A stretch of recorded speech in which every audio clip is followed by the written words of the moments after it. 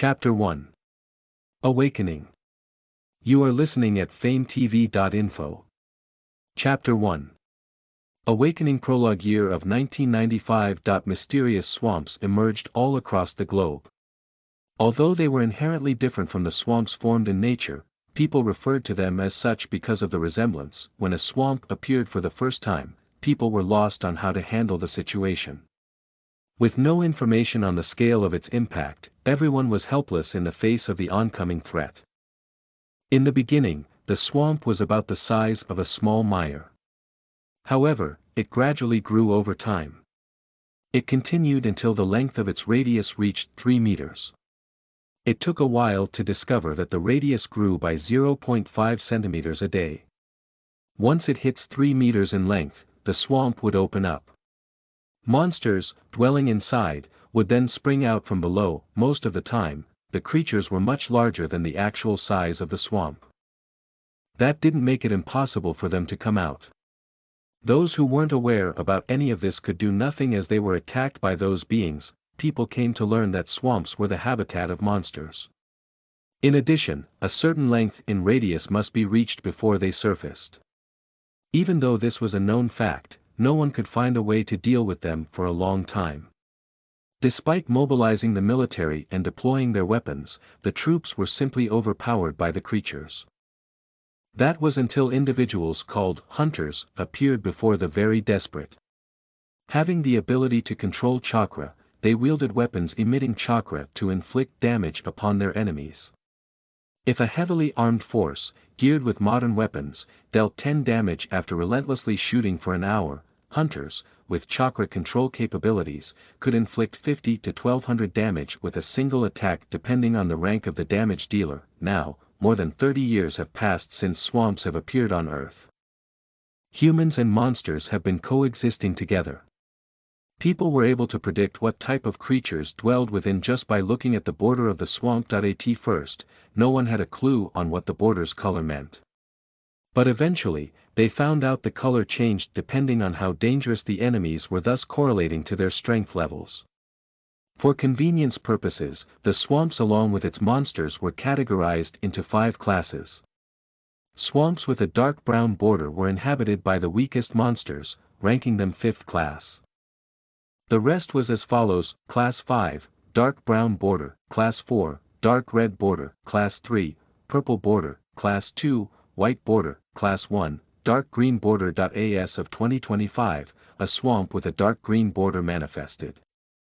The strongest monsters resided in this swamp, therefore ranking it 1st class. Mentioned previously, more than 30 years have passed since the spawning of swamps.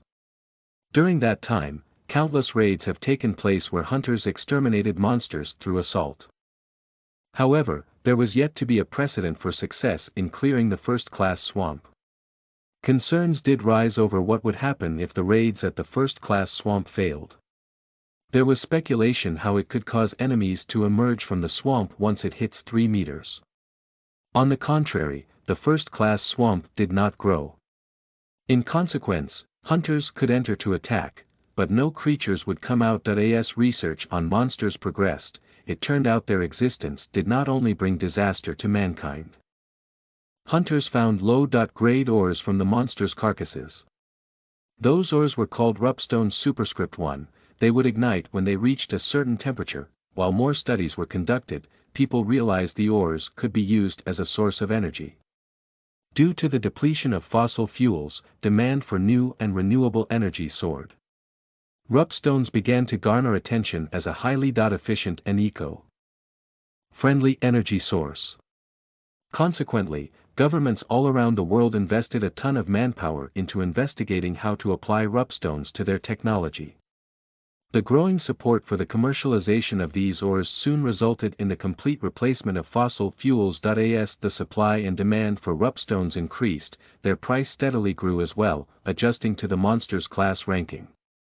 The prices of the ores were as follows: Superscript 2. Class 5, $100 million. Class 4, $500 million. Class 3, $2 billion. Class 2, $5 billion. Class 1, $. People could only guess approximately how much 1st class rupstones would fetch for. However, the exact amount was not known because no one has ever hunted down a first-class monster before. Capitalizing on these ores became a way to generate income. However, the corpse itself was much more versatile in its usage. The organs were composed of various unique substances which did not exist in the human body. This discovery led to major breakthroughs in the medical industry.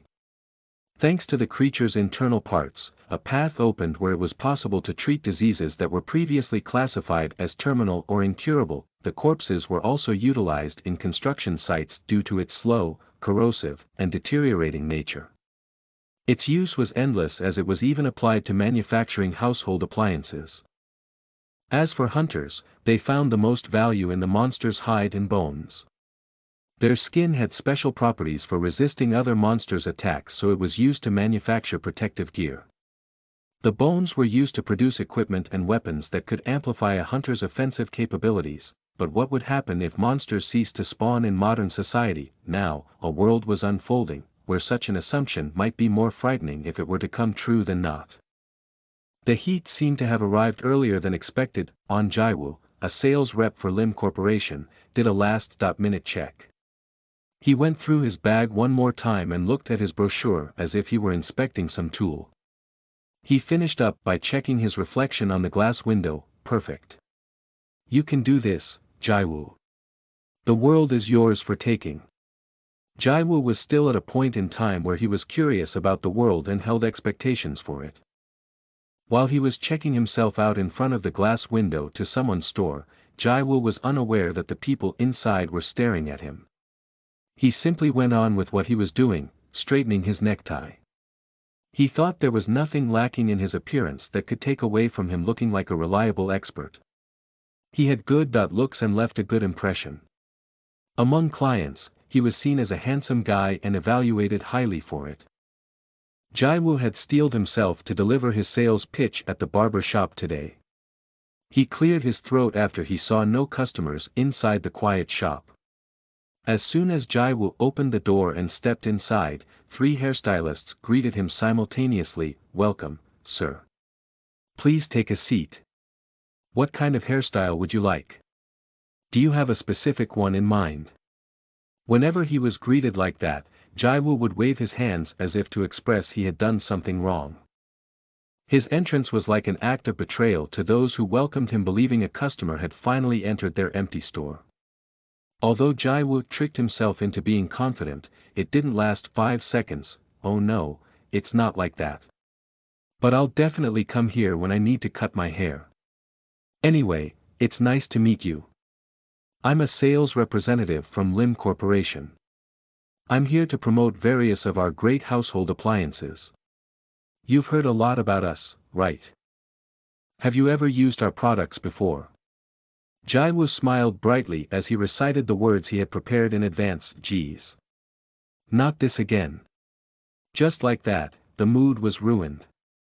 It was as if someone had dumped water over the blazing firewood to extinguish it. Seeing how he wasn't a customer, the stylists dropped their service smiles and loosened up. They still seemed to show some interest in him. Had Jaiwoo's face been unattractive, he would have been treated coldly before being kicked out. Thankfully, his face was carrying him hard. Jaiwoo presented a brochure and explained the advantages of Lim's appliances. Lim Corporation is a rapidly growing company, ranked top 3 in the industry. It's steadily increasing its market share as well. Many people are using our products already. Have you heard about the new item we've just launched? It's been on commercials these days. Oh, the one Shin Jimin was in. I think I saw it. Fortunately, a woman who appeared the youngest, responded to him. Ah, that one. That was Lim's. But I heard they weren't good at making household goods. Another woman, who seemed to be the manager, said. Jaiwoo frowned. There was always someone who put a damper on things wherever you went. Lim's appliances are kind of mediocre.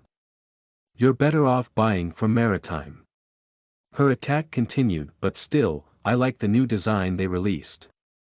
Whenever Jaiwoo heard something positive about Lim, he thought this was the time to jump in and win the customer over. Sadly, Jaiwoo's chances to speak were repeatedly blocked by the spiteful Maritime defender. Maritime came out with a new product too. It's the commercial that Im Jong was in. I ended up liking everything she promoted. Lim uses Im Jong as a model too. Wouldn't that make them reliable? Then again, is she going to advertise their products? Im Jong will be busy filming ads for the top product in the industry. I wonder how many countries she saved in her previous life. She's a skilled tanker. She also has a pretty face and a body that even females drool over. The women completely forgot that Jaiwoo was pitching Lim's goods to them.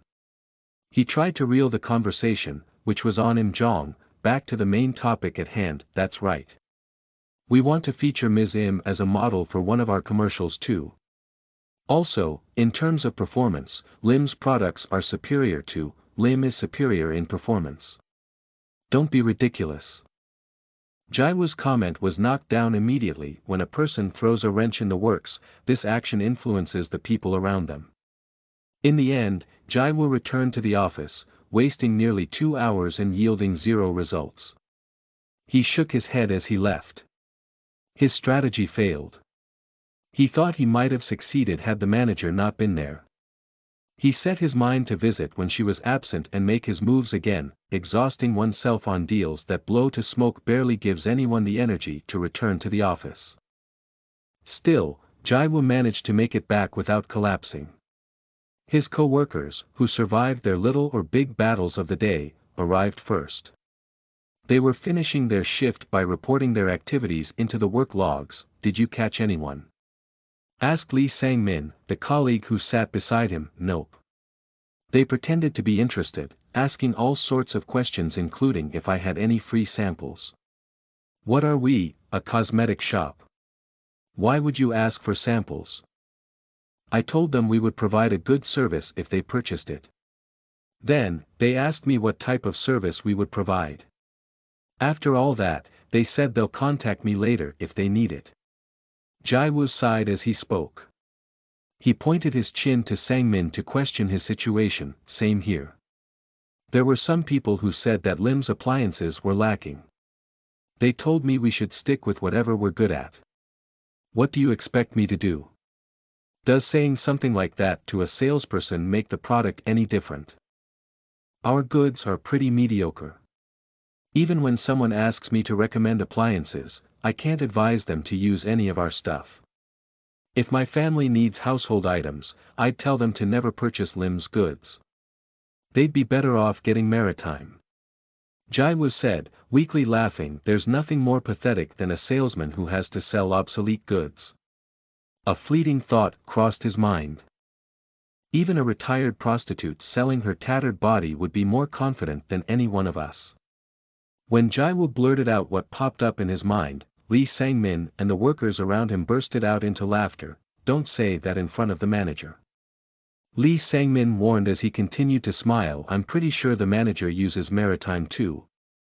Jaiwoo considered it with a genuine expression. Do you think the manager is the only one?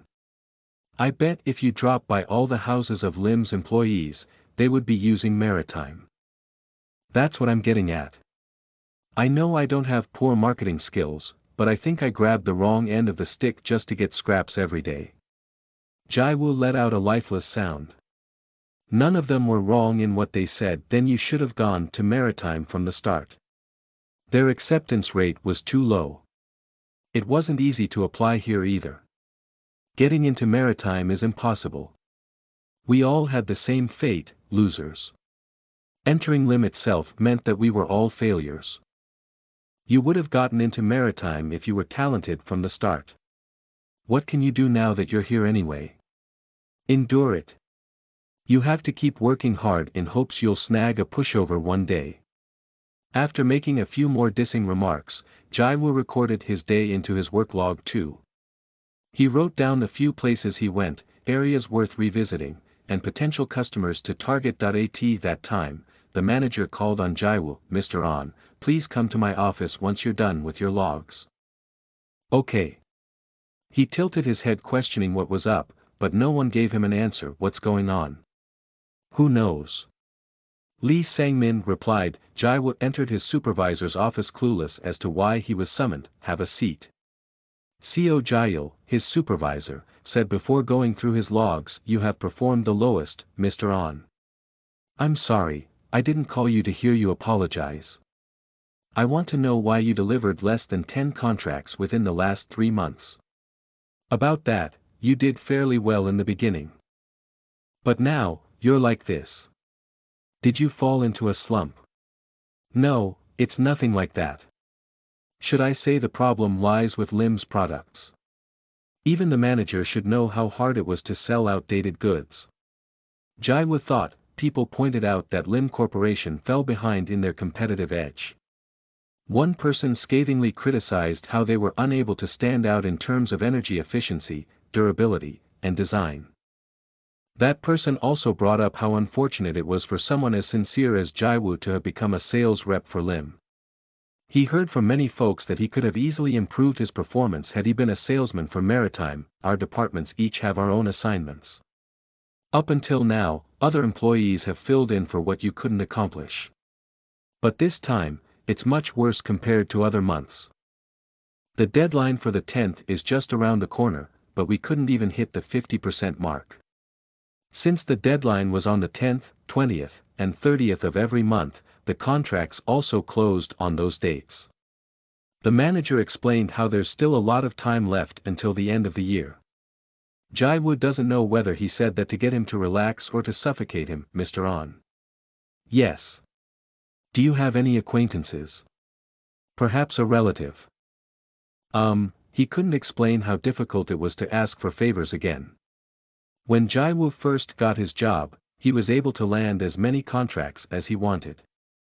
The people who congratulated him for entering into a good company, purchased Lim's products, no matter how expensive they were. However, Jaiwu always found it difficult to meet up with them again because the products ended up being of poor quality. When people called customer service over a defective product, they were confronted by rude staff and were charged repair center fees despite the product being less than a year old. The cost to move appliances was much higher compared to other places. People were upset over the unsatisfactory services and complaints piled up endlessly. Naturally, Jaiwu's desire to sell to his acquaintances vanished. Jaiwu was anxious and couldn't utter a word, but the manager hit him with a powerful blow. "If you don't have any close connections, then you can buy it, right? These are all stuff you'll need when you get married, Mr. On. If you buy something you need early, you can use it comfortably from now on, don't you agree?" Manager. "What's wrong? Are you implying that a salesperson for Lim Corporation is not satisfied with our products?" The manager threw a curveball at him. "The player, I have to write a report on the quota for the 10th and explain it at the meeting. I'd like Mr. On to do it this time. Don't you think you need to have that kind of mindset?" Mr. On. "Yes. Let's have you go with the washing machine and the wall-mounted TV." Jaiwu had no choice but to do what the manager told him before leaving the office. Deadlines were like that. There was no time to relax despite the closing since the next deadline would roll right around the corner. 3 days a month, on the 10th, 20th, and 30th. It was a short reprieve that the deadline was met somehow, but the following came on the 20th.